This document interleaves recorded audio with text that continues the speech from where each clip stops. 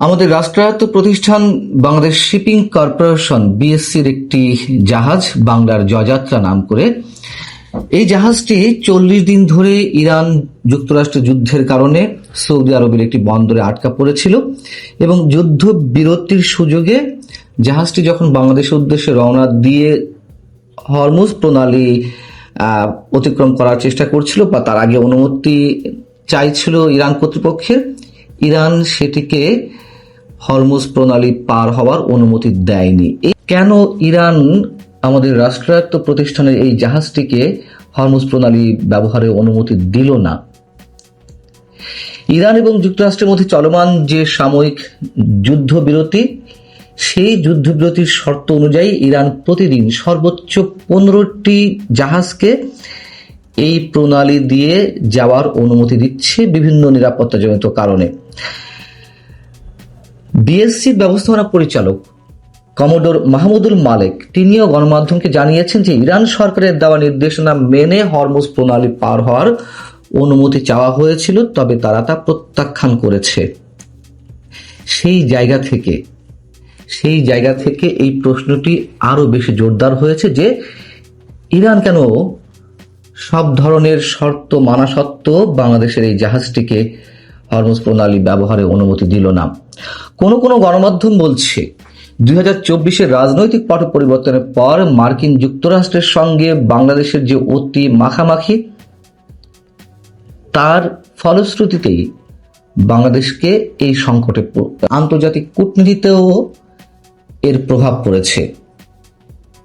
যারা এ ধরনের দাবি করছেন তারা বলছেন যে মার্কিন যুক্তরাষ্ট্র বর্বরোচিত হামলা চালিয়ে ইরানকে ধ্বংসস্তূপে পরিণত করেছে, সেই মার্কিনীদের সাথে বাংলাদেশের নন ডিসক্লোজার এগ্রিমেন্ট, আমদানি রপ্তানির গতি প্রকৃতির পরিবর্তন, বাংলাদেশের অভ্যন্তরীণ রাজনীতি, কূটনীতি, এমনকি সামরিক খাতে মার্কিনীদের প্রভাব, রাশিয়া থেকে তেল কিনতে মার্কিনীদের অনুমতি সহ বিভিন্ন বিষয় নজর এড়ায়নি ইরানের।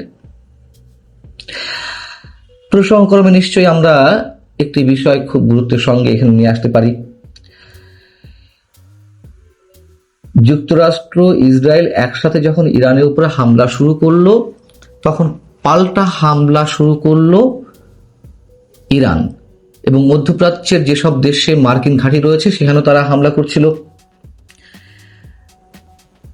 যুদ্ধ শুরু হওয়ার কয়েকদিন পর এসে বাংলাদেশ সরকারের পররাষ্ট্র মন্ত্রণালয় একটি বিবৃতি দিল। সেই বিবৃতিও যথেষ্ট সমালোচনা জন্ম দিয়েছিল। 1 মার্চ জারি করা পররাষ্ট্র মন্ত্রণালয়ের ওই বিবৃতিতে কি উল্লেখ করা হয়েছিল?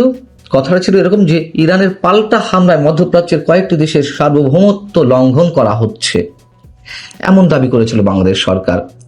এবং ওই বিবৃতিতে কোথাও যুক্তরাষ্ট্র বা ইসরায়েলের নাম পর্যন্ত ছিল না, অথচ ইরানের নাম ছিল।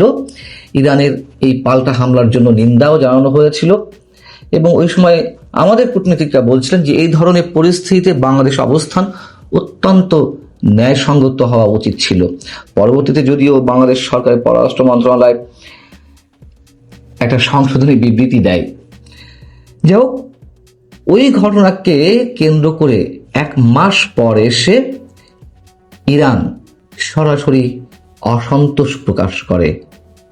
ইরানের পক্ষ থেকে বাংলাদেশে নিযুক্ত দেশটির রাষ্ট্রদূত জলিল রহিমি জাহানাবাদী তিনি গত 1 এপ্রিল একটি সংবাদ সম্মেলনে সরাসরি এমন মন্তব্য করেন যে মুসলিম সংখ্যাগরিষ্ঠ দেশ হিসেবে বাংলাদেশের কূটনৈতিক অবস্থানও ছিল প্রত্যাশিত।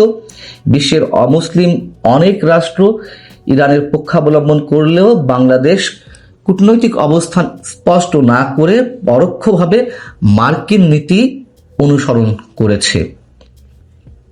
সেখানে তিনি আরো বলছিলেন যে ইরান ইস্যুতে বাংলাদেশ সরকারের বিবৃতিতে আমরা কষ্ট পেয়েছি। এই বিবৃতি আরো স্পষ্ট হওয়া উচিত ছিল। বাংলাদেশ আমাদের ভাই হিসেবে ইরানে আগ্রাসী শক্তির বিরুদ্ধে নিন্দা করবে, এটাই আমাদের প্রত্যাশা ছিল, কিন্তু সেটা হয়নি। এটি আমাদের জন্য কষ্টের বিষয়। তিনি আরো বলছিলেন যে বাংলাদেশ জাতিসংঘ এবং ওআইসির সদস্য রাষ্ট্র হওয়া সত্ত্বেও আগ্রাসী শক্তির বিরুদ্ধে কাঙ্ক্ষিত মাত্রায় নিন্দা জানাতে ব্যর্থ হয়েছে। ইরানের যে এক ধরনের ক্ষোভ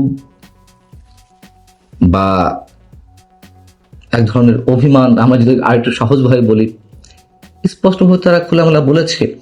সেই জায়গা থেকে যে গণমাধ্যমগুলো যুক্তরাষ্ট্রের সঙ্গে বাংলাদেশের যে মাখামাখির বিষয়টি বা যুক্তরাষ্ট্রের অনুগত হয়ে সাম্প্রতিক সময় সবকিছু করা,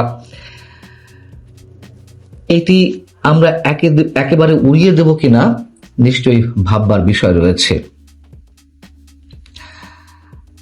তবে জাহাজটি এই মুহূর্তে আমরা যতদূর জানি যে শেষ খবর পর্যন্ত যা জানা যাচ্ছে যে এটি আরব আমিরাতের শারজাহ বন্দরের উদ্দেশ্যে রওনা দিয়েছে। জাহাজটিতে থাকা 31 জন নাবিক ভালো আছেন। তাদের মনোবল ধরে রাখতে তাদের জন্য যে দৈনিক খাবারের বরাদ্দ মাথাপিছু $7 থেকে বাড়িয়ে $12 করা হয়েছে। এই জাহাজটি আপনাদের একটু জানিয়ে রাখি যে ভারত থেকে পণ্য নিয়ে গত 2রা ফেব্রুয়ারি হরমুজ প্রণালী পেরিয়ে পারস্য উপসাগরে প্রবেশ করে এবং পরে কাতারের একটি বন্দর থেকে স্টিল কয়েল বোঝাই করে 27শে ফেব্রুয়ারি সংযুক্ত আরব আমিরাতের জেবেল আলী বন্দরে পৌঁছায়। আমাদের জন্য সবচেয়ে যেটি স্বস্তির খবর যে নাবিকেরা সবাই ভালো আছেন। তবে এটিকে কেন আসলে বা কি কারণে হরমুজ প্রণালী অতিক্রম করতে দেওয়া হলো না, নিশ্চয়ই এর পেছনের কারণগুলো আমাদের সরকারের বিবেচনা করা উচিত, অনুসন্ধান করা উচিত এবং নিশ্চয়ই এর পরবর্তীতে কি করা উচিত নিশ্চয়ই তারা সেই করণীয়গুলো করবে।